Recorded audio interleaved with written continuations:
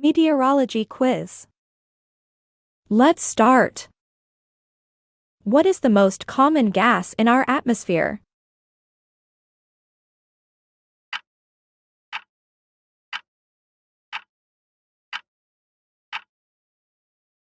Nitrogen.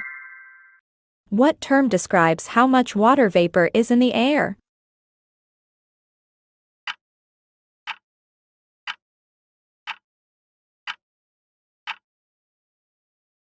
Humidity. What instrument is used to measure precipitation?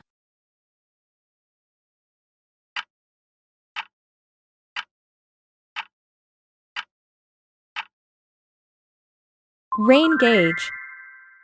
What time zone do meteorologists use to report their data?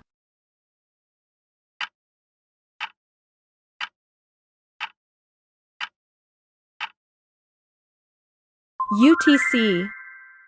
What is the lowest layer of Earth's atmosphere?